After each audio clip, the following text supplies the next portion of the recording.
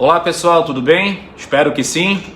Hoje eu vou trazer um assunto bem interessante aqui para vocês, que é sobre o seguro de incêndio, tá? Seguro de incêndio para os imóveis residenciais. Seja ele moradia habitual, que é onde você reside o ano todo, ou o imóvel de veraneio, né? Que é a casa de campo, a casa de praia, pode ser apartamento também, né?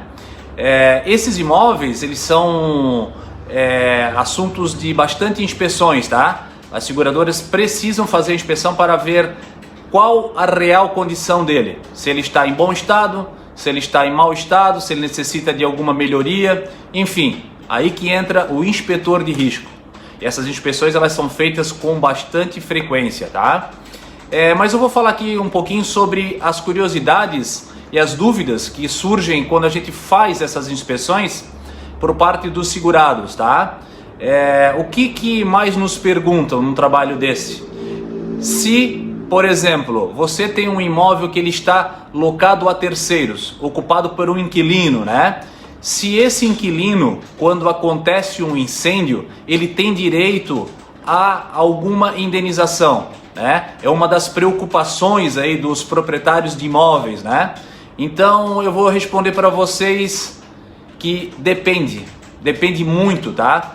Depende da pólice contratada. Se ele fez um seguro que cobre somente prédio, que está lá só para cobrir a edificação, o inquilino não tem direito, tá? Porque o conteúdo pertence a terceiros. Então, para que ele tivesse o direito à indenização, teria que ter na pólice a cobertura de prédio e conteúdo, correto? Porém, existe uma situação eventual. Suponhamos que ocorra um incêndio nessa propriedade, correto? E só tenha o seguro para prédio. O inquilino ele pode entrar judicialmente contra o proprietário do imóvel, caso esse incêndio tenha ocorrido por uma má conservação, né? Uma conservação que o proprietário deixou de fazer. Então aconteceu o incêndio e o inquilino foi prejudicado, atingiu os móveis e os utensílios dele. É óbvio, ele vai ter que entrar judicialmente e depender da perícia técnica para saber quais foram as causas desse incêndio. Mas é um problema e um problema complexo para o proprietário do imóvel, caso ele faça o seguro somente para o prédio, correto? E o que cobre, né, esse seguro, caso ocorra um incêndio e atinja também o conteúdo? O conteúdo já fala por si só. Móveis, utensílios, equipamentos eletrônicos, né, colchões, tudo que tem dentro do imóvel. Então esse seguro ele é relativamente barato, tá, para ser feito. Então vale o investimento e a tranquilidade de quem está contratando. Quando eu falo sobre a cobertura de incêndio, falo sobre a manutenção, tá? Se é de responsabilidade do proprietário do imóvel, né? Ou do gestor dele, nós temos que entender que é para a cobertura de incêndio, tá? Não para a cobertura de roubo, porque a cobertura de roubo é o próprio inquilino que é responsável por ela, né? Ele que deve zelar pelo patrimônio para que não ocorra um furto e ele tenha prejuízo, né? Agora um pouquinho sobre a responsabilidade desse proprietário com relação a um eventual incêndio. Nós podemos ir um pouquinho além, tá?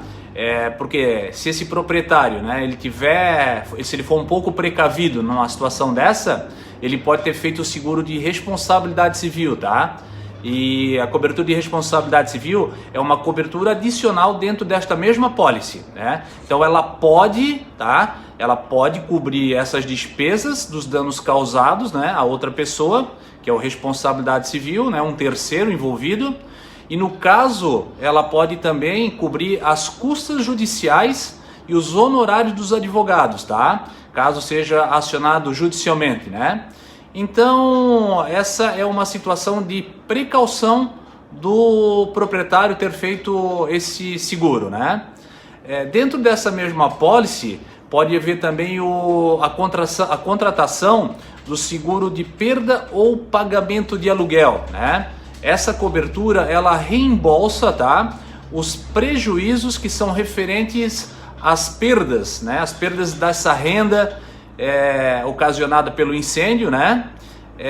Quando o inquilino ele tenha que pagar uma locação, né, de um outro imóvel, até que esse imóvel que ele estava ocupando ele seja reconstruído, né? Então essa é a cobertura de perda ou pagamento de aluguel.